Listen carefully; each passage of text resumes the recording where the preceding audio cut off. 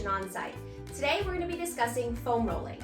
We like to use these for self-massage for the soft tissue or myofascia.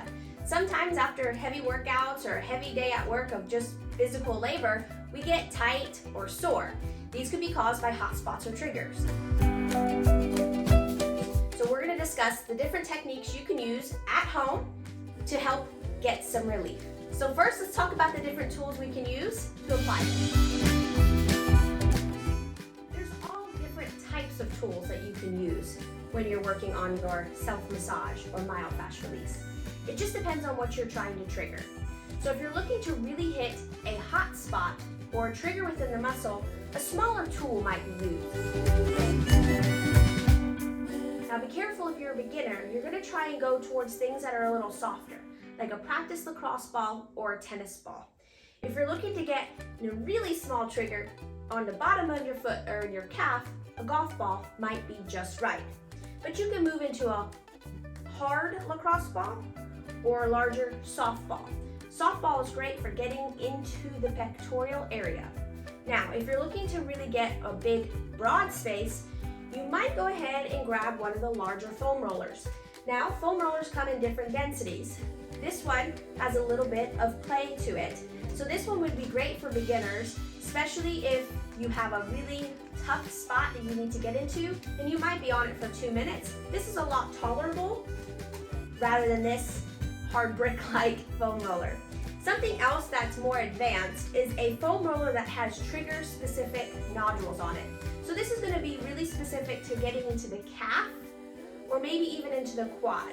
I don't recommend this for the back. This could become very painful, forces you to hold your breath, which ends up making you guard your muscles a little bit more, okay?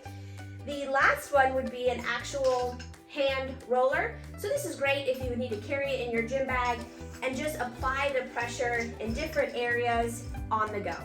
Studies have shown that if you apply 2 minutes of foam rolling after an intense workout or a heavy workload to the specific area of your body that took the biggest hit, this will help decrease muscle soreness. The foam roller helps disperse the lactic acid that's the big contributor to the actual muscle fatigue. So this will help with increasing your recovery rate and decreasing your soreness, and in turn decreases your risk of strains and sprains. 3 key points before beginning. Making sure you go nice and slow. Learning how to breathe over the foam roller and not guarding. When you hold your breath, you tend to guard your muscles, so be sure to take a long, focused breath.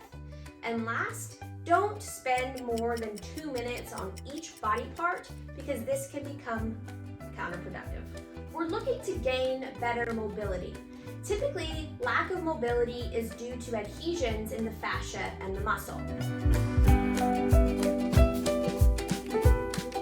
This can be from repetitive motions or movements, static, awkward postures that have decreased the nutrients in the area because the blood flow has been restricted. So now we're looking to really wake some things up, increase the blood flow, pin some layers down, break up the adhesions, and give a better glide and slide so our joints are happy campers. So go grab a foam roller. Let's get started. This is going to help expedite your recovery and gain better range of motion.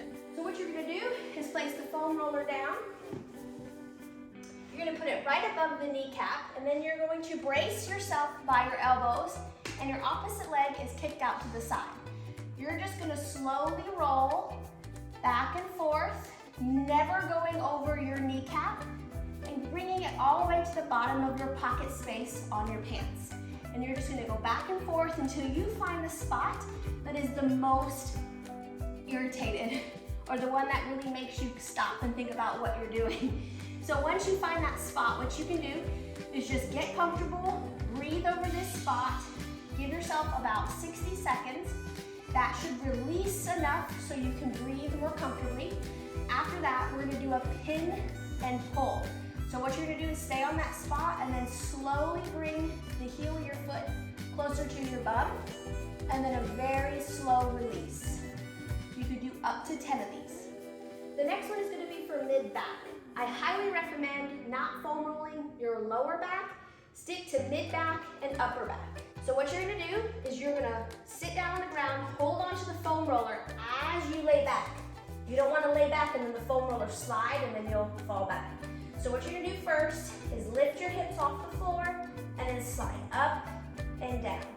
I like to stick around mid-back, and for females that's around the bra strap, and just go nice and slow.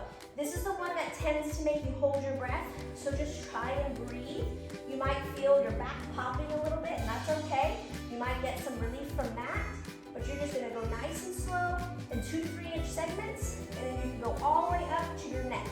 I like to hold my head up and bring my elbows in to give space between my scapulas. If you have tight calves or you walk or run a lot, foam rolling the calves might be very helpful. I really like to use my nubby foam roller for this one because I can get into all the little trigger and hot spots to get the gliding and sliding along that calf.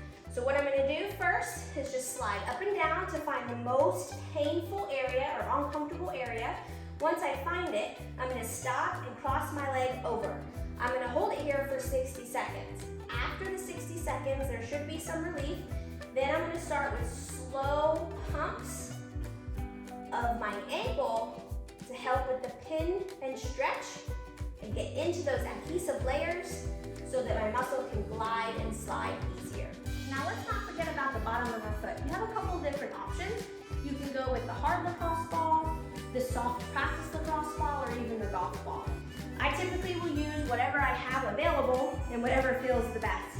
So with this one, you can do it seated or standing if you have good balance and you can hold on to something. But I'm just gonna gently roll my foot all around until I find a spot that's really irritated, and then I'll just pause on it and apply some downward pressure for about 60 seconds. After that, I'll move on to a new location, and then afterwards, I feel like my feet are almost breathing. We also can use the foam roller on our gluteals. So what you're gonna do is have a seat, making sure you're holding on to the foam roller until all of your pressure is on there. You're gonna rotate to one side. You're going to brace your body up with your upper body, and you can also brace with the lower. And you're just gonna gently glide back and forth over the entire glute muscle. You can rotate from side to side. You can go to more of just the sacrum, but you can spend 2 minutes on each side, making sure that you're keeping things equal. At times it's hard to foam roll our hamstrings on the ground due to the extension of our leg. So I like to use a softball on a hard chair while I'm sitting. So what I'll do is I'll place the softball on the back side of my thigh. I will find the spot that feels the most irritated, and then I'll just pause. And if I feel like I need to give a little bit more, I can lean forward and put some pressure into there. Once it's been about 60 seconds, I can start the pin and pull or the pin and stretch technique. And all I'm gonna do here is try to put my leg out to full extension and then a gentle relaxation. I'm gonna match the breath with the movement, so I'm gonna breathe in and then breathe out. And I'm gonna do 10 on each leg. Here you are. Those were just a couple of examples of things that you could do with the foam roller to decrease soreness post-exercise or heavy workload and increase recovery and range of motion. If our body is working well and moving well, we're gonna feel better. Now, if you would like more information or further education on this topic and how-tos, be sure to reach out to your ActionOnsite clinician and they'll get you scheduled for an appointment. Move well and move often.